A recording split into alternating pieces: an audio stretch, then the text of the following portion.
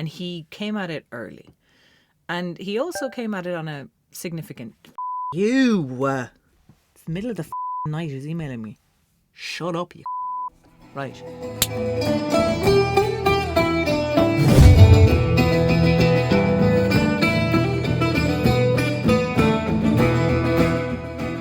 Cunas T, how are ye? Welcome back to the Candlelittales Tales YouTube channel.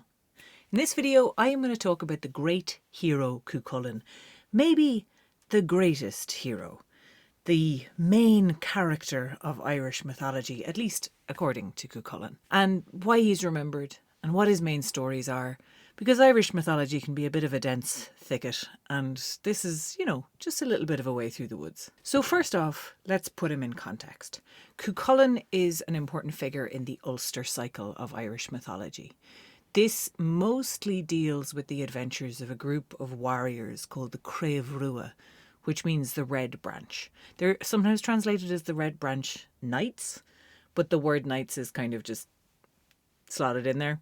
It's not actually in the Irish. Craobhrua, Red Branch. They were the warriors of Ulster, which is the northernmost province of Ireland. The province of Ulster had a long association in our mythology with fighting and warriors. The borders weren't the same in these myths as they are today, but Ulster was the place of the Red Branch, and they were ruled by a king named Cahor MacNessa. And a lot of the Ulster Cycle is taken up with one particular episode, we'll say. A very convoluted story, a very long, complex tale, which we have covered in the podcast several times in different ways, which is called the Táin Bó Cúaille. That means the cattle raid of Cuchulainn. Cuchulainn was the singular Ulster warrior who protected Ulster in that cattle raid. And there's a lot of context as to why he was the only one that you can get into in the podcast. And we've linked those episodes so that people can go and have a little bit of an explore and get a little bit more into the stories and the context around Cuchulainn. I'm going to try not to get too distracted by that today and just focus on the character and what his whole deal was. So one of the important things in Irish myth about knowing who a hero is knowing who his family are, who his mother was, who his father was. His mother was Dectra. She's the daughter of Nessa, who herself was a warrior woman, who went on a sort of revenge quest after her home was destroyed by raiders. And Dectra was a charioteer. She was the charioteer to her brother, King Cahor, who I mentioned before. I think it's a little confusing in Irish mythology that people often aren't referred to by their familial relationships. Like, Cahor, the King of Ulster, is never really referred to as Cuchulainn's uncle, although everyone kind of knows that he is. So, it can get a little bit confusing because it's not made explicit continually. So, of course, he's from an important family within Ulster, but the other side of his family was a little bit more mysterious. You see, the story goes that Dectra went missing on her wedding day, and she, by her own volition or not, went into the other world for a time. And there she met none other than Lugh Fada, who was a kind of one of the Tuatha Dé Danann. We have an explainer about the Tuatha Dé Danann. They're a whole other thing, the sort of gods of Irish mythology. Lugh was a very important member of that tribe, one of those people of the other world who have magical powers, who have legendary abilities, who appear in their own cycle of stories as well. And Lugh was the father of Cuchulainn. It took her a while, but Dectra managed to bring herself and her son back to Ulster because she wanted her son to grow up as a man of Ulster. She didn't want to raise him in the other world. So there's a story about that as well. I'm going to say this a lot, I feel like, because if I go into every single story about Cuchulainn and about Cuchulainn's birth and about Cuchulainn's mam, we will be here all day, and that's not an exaggeration. So Dectra managed to get Cuchulainn back to Ulster, and everyone kind of knew he was going to be special. Like his father was from the other world.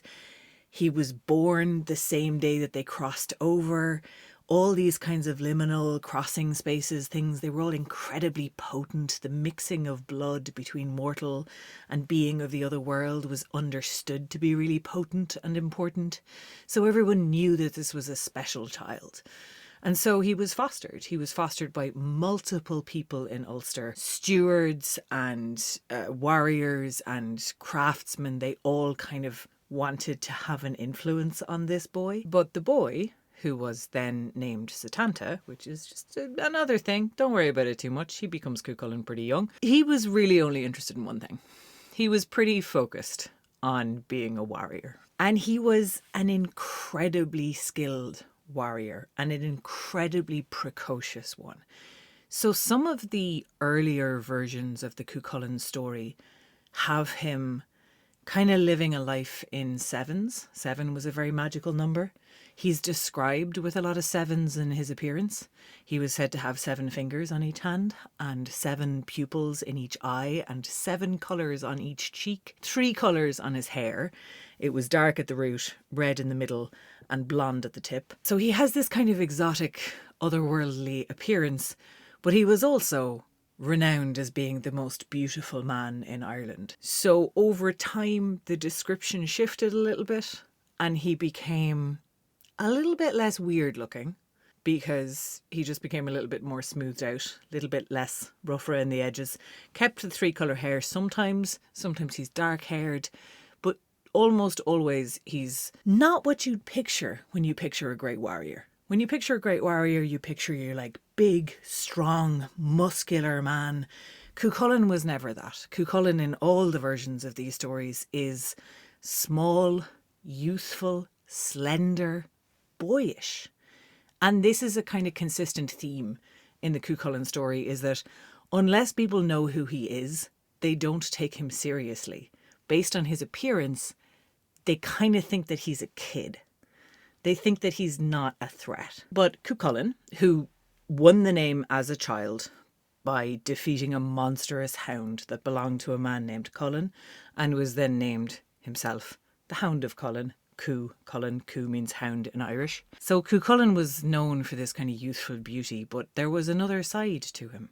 And the other big side to Cuchulainn's personality was his battle rage. So as well as being very skilled, and this kind of comes through in the stories about his training, he was more skilled than all of the other boys. The boys of Auanmaca were all gathered together in a boys' troop where they would train to be warriors. And one of the ways they did this was by playing hurling. But Setanta, later Cuchulainn, was so good at hurling that the entire 350 of them would take him on at once and he would still win. And the other game that I remember reading about them having was the cloak stealing game, where they would knock each other down and steal cloaks.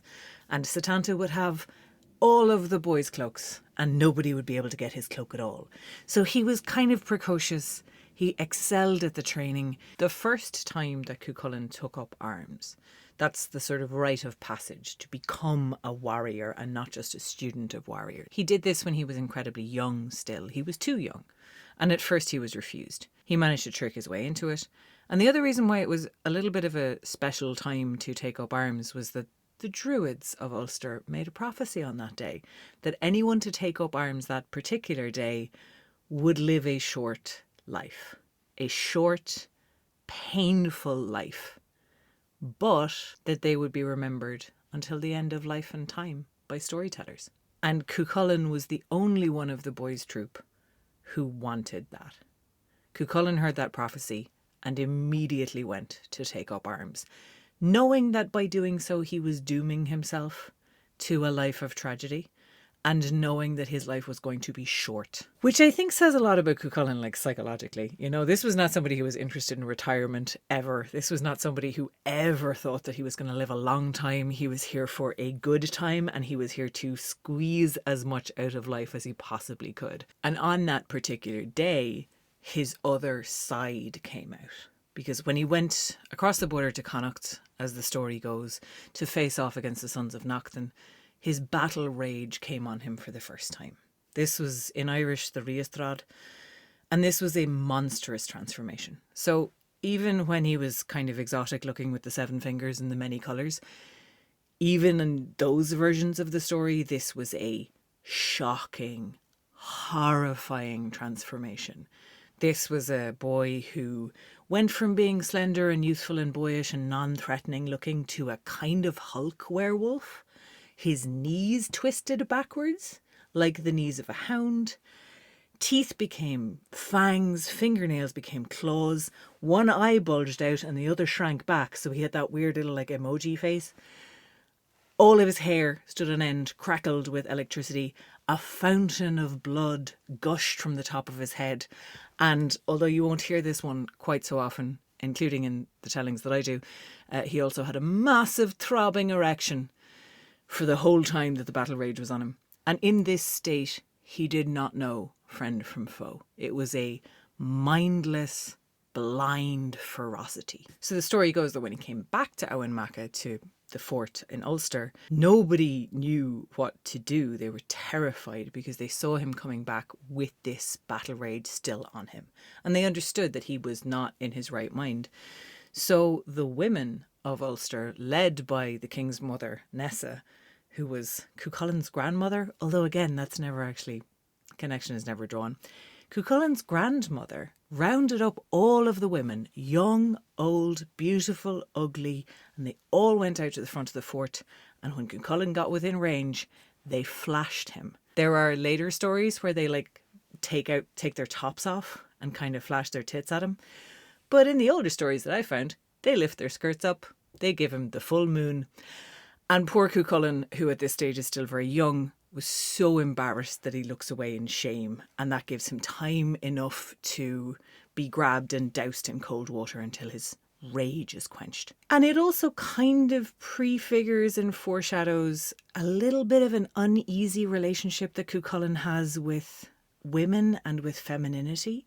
He always seems to be very, very interested in women. He's an absolutely precocious womanizer, constantly getting into affairs and having trysts with different women and meeting different women and getting into these like love triangles with different women and different warriors, but also has a real fear of women being in control of him, which comes up later in his interactions with the goddess Morrigan and comes up in various different forms throughout Cuchulainn's story, where he's he's kind of misogynistic in a way that's probably not surprising to a modern audience, but is unusual in Irish mythology. Like, characters like Fionn McCool are not really like that in the same way. So he became known as this great warrior, but there was a little bit of an uneasiness around him. He was said to have 3 flaws. He was too young, which just meant that he was too young. He was too youthful. The other one was that he was too daring. The warriors of Ulster, the people of Ulster, were kind of terrified that he was going to get himself killed because he rushed into things without thinking. He was always skillful enough to get himself back out of trouble, but they were all worried that he would reach the end of his luck at some point, or the end of his skill. And he was too beautiful. That was his other big flaw, which obviously the people of Ulster, had a little bit of a problem with, especially those of them who were married or those of them who wanted to get married, because Cuchulainn was a favourite among the ladies. He was not without some friendships, although I think one of the core parts of the Cuchulainn story is that he's quite an isolated character. He doesn't have many friends.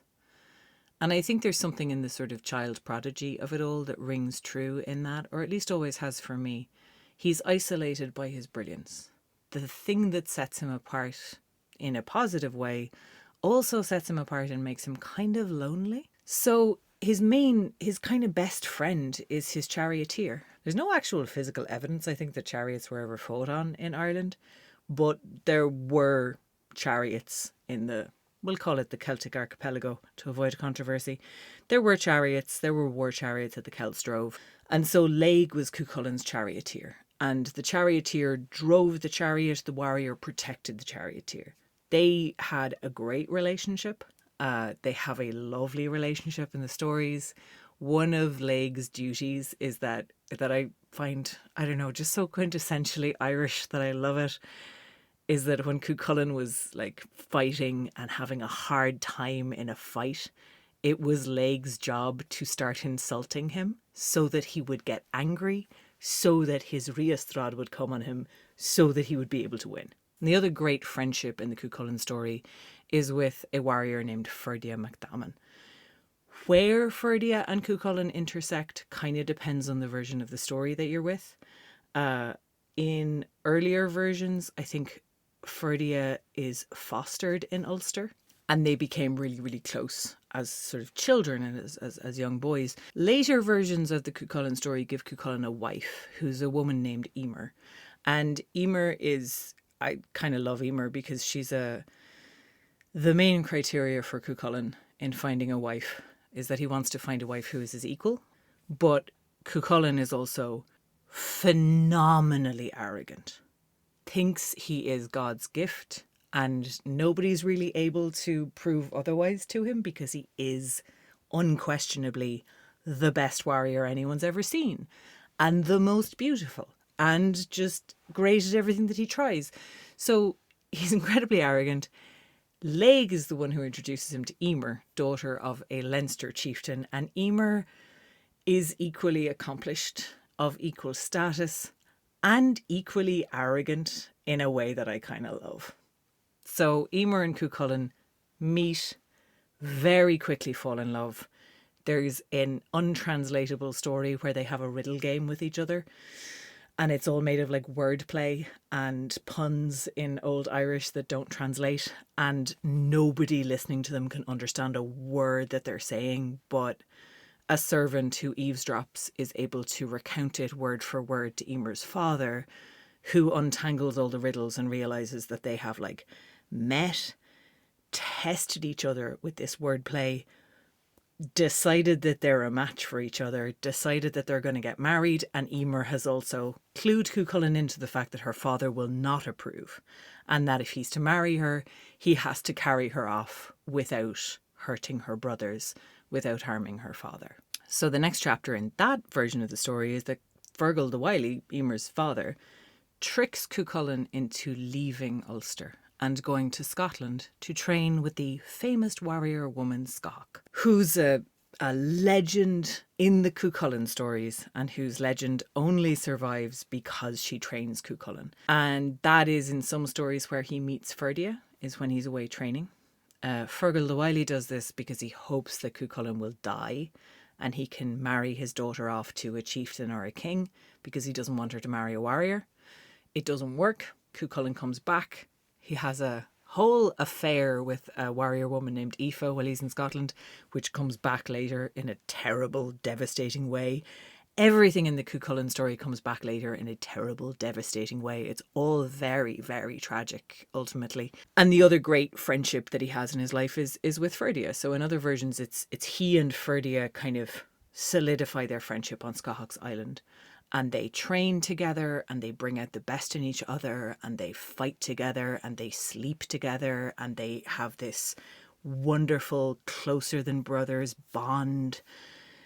And if it sounds a little bit like they might have been a bit gay for each other, I don't see anything in the story to say that they weren't. And everybody is welcome to have their own interpretation.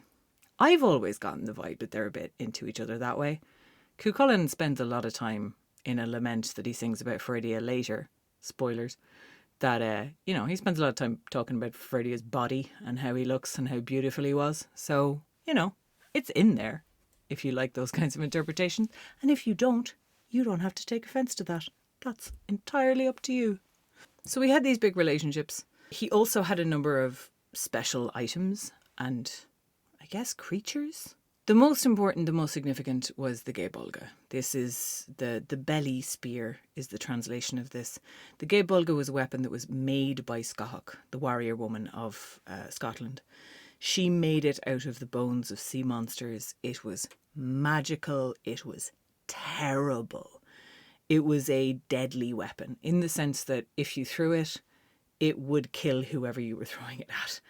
No exceptions. It could move and weave and find the weakest point, and then it shattered into 1,000 barbs and had to be pulled out the other side of the body, carrying the entrails with it. So it was a really serious weapon in a culture that didn't go in for like mass slaughter in their wars. The Celts were big on like single combats, and feats, battle feats, to kind of show off against each other, but they were not big on like slaughter. So this was a weapon that could slaughter. He also has a sword that's called Cuchulainn, which has like a hilt of gold and a belt of silver and shines like a candle in the night. And that might be a version of the Clea of Solace, the Sword of Light, which was one of the Tuatha Dé Danann's magical weapons. Or it might be something else. He also had 2 horses. Again, kind of magical horses. The grey of Macha came out from under a lake, reminiscent of a kind of a kelpie or a water horse. And the black of Shanghlan was like this horse of like shadow and darkness in a hidden valley guarded by the ghosts of ancient Fomorians, but only Cuchulainn was able to catch them and only Cuchulainn was able to tame them, and they became the horses that drove his chariot or that pulled his chariot, and that poor Laig had to manage. These 2 mad, magical horses and this fairly ordinary fellow Laig. Now, you might think with all of his brilliance and all of his feats and all of his abilities that Cuchulainn would be the champion of Ulster. He would be the foremost warrior in Ulster. But there's a whole story sequence about how that's actually very hard for him to win. Partly because of that isolation thing coming in. Also partly because Cuchulainn was a big personality among the Red Branch. And there were a lot of other big personalities. His main rival in this is a warrior called Cuchulainn, who is a fantastic figure in Celtic mythology and in Irish mythology, and is kind of like, he would have been Cuchulainn if Cuchulainn hadn't been born. Like, he has a lot of the same traits. He has a bit of an otherworldly appearance. He has a great prophecy about him. He has a sort of an otherworldly magical birth. But because Cuchulainn is there, Cuchulainn is always kind of like the second best warrior in Ulster.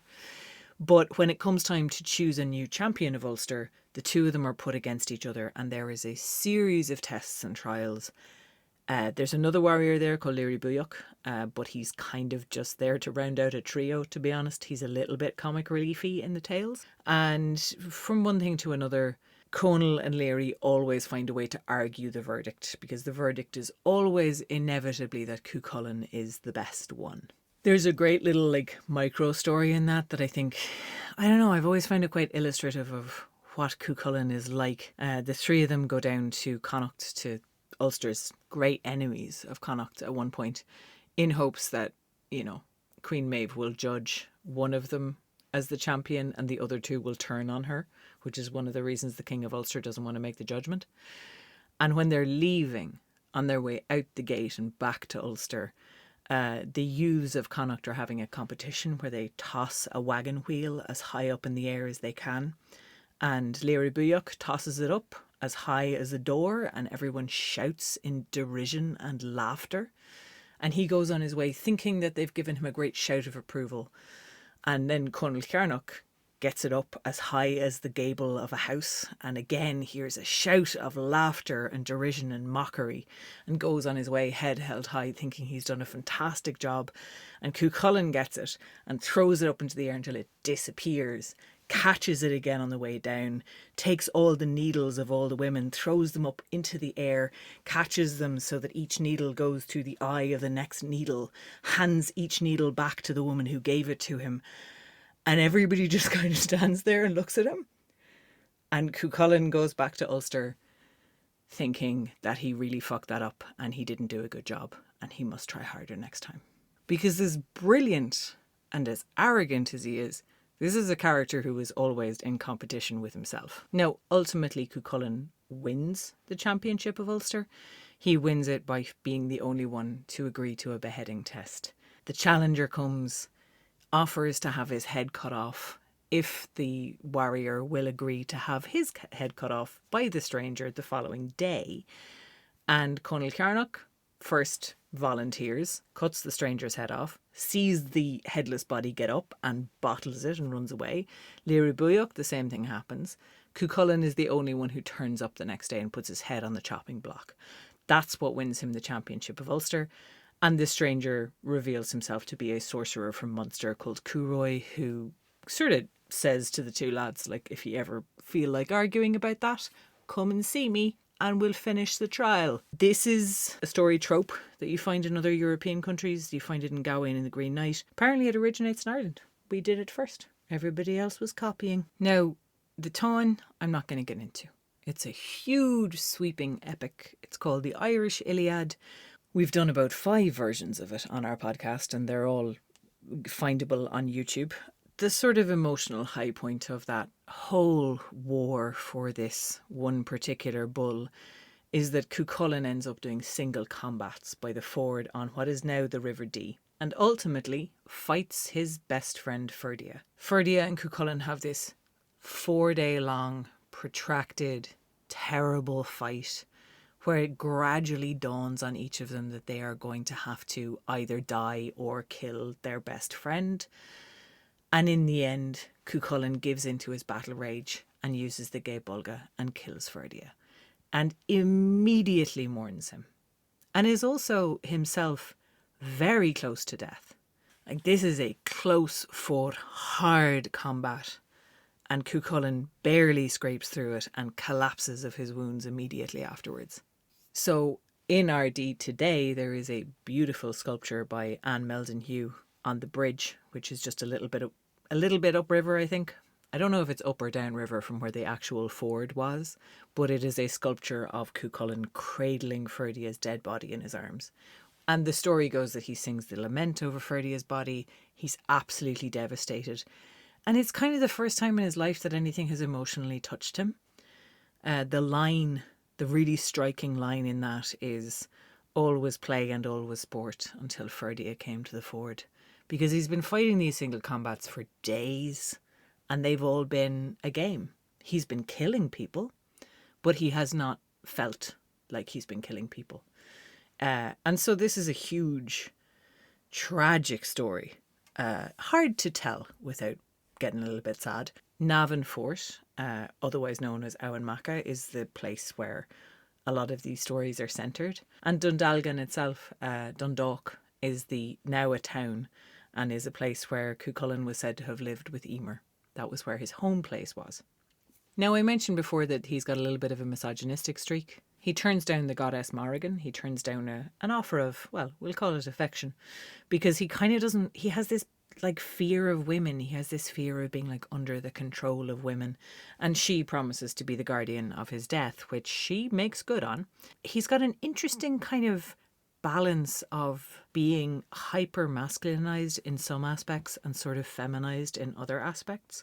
There's a very good article by someone called Finn Longman about this, which I will link below. He's able to kind of get away with things that other warriors aren't able to get away with because he occupies this really strange space.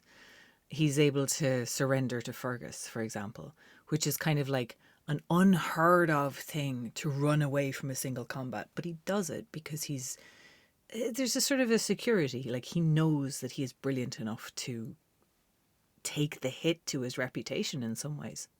Now, the prophecy at the beginning of his life said that he was going to live a brief, painful, tragic life, and he was going to die young.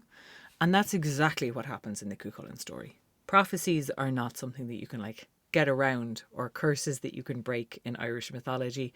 That's just what's going to happen, and you have to be all right with it. And if you're not all right with it, it doesn't do any good. So there's that emotional climax in the Táin where he kills Ferdia. The next terrible thing that happens to Cuchulainn is that his only son turns up. He had this affair with a Scottish warrior woman called Aoife, and she sends their son Conla to Ireland to find Cuchulainn. And Conla turns up. Cuchulainn doesn't know who he is, and the two of them end up fighting without realising who they're fighting. Conla twigs it right at the end, just the second after Cuchulainn throws the Gae Bolga at him and kills him in that brutal, eviscerating, horrible way.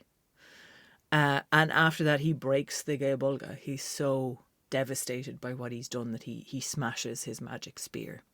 Now, at this point in the story, Cuchulainn is the champion of Ulster, and Ulster has also got a prophecy on it that if their champion dies while he is their champion, Ulster will be luckless after that.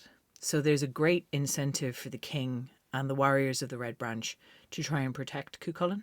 And then Queen Maeve, who led the initial cattle raid, who lost many loved ones in that whole saga, comes back. And she comes back this time with the explicit purpose of killing Cuchulainn. So she gathers an army of all the people whose relatives he has killed over the years, which turns out to be a big army, and marches on Ulster. Cuchulainn is distracted for a time by his allies, but ultimately he goes and he does his duty and he faces the army and he is killed. And the Morrigan does in fact presage his death. She turns up on the way to the battle as the washer at the ford, washing blood out of his armour, tells him that he's on his way to his death. And then when Cuchulainn is mortally wounded, he drags himself into a nearby field and stands up against a standing stone and ties himself to it with his own intestines because he's too proud to die on the ground and he wants to die on his feet. And there's a wonderful bronze statue of Cuchulainn by Oliver Shepherd that's in the GPO in Dublin, which I have a little tiny replica of and I love it, of Cuchulainn's death. And at the moment of his death, the raven, the symbol of the Morrigan, lands on his shoulder and spreads her wings, which is just a very cool image. Again, we have actual story versions of that if anyone would like to listen to them. And when I said earlier that Cuchulainn, in the earliest versions, his life is lived in sevens. In those early versions, he dies at the age of 21. In that earlier version, when he has the 7 fingers and the 7 colours, he takes up arms at the age of 7. He fights in the Táin at the age of 14. And he dies at the age of 21, which is a little horrifying. It also makes the fact that he's married a little horrifying, and the fact that he has a son a lot horrifying. It's also an interesting kind of angle on the story and how precocious Cuchulainn is. And there's also a gene for gigantism in Ulster. So there might have been children in Ulster long ago who grew up incredibly fast. And that might have been a partial inspiration for a warrior child who had the height of a man at the age of 7 and was an old man at 21. Who knows? Honestly, I certainly don't. So let us know. Had you heard of Cuchulainn before this? Did you learn anything new in this video? Or is there anything that you think we got terribly, terribly wrong and you'd like to correct us on? And also let us know what other aspects of Irish mythology would you like to hear more about. Thanks for watching. Slán go fóill.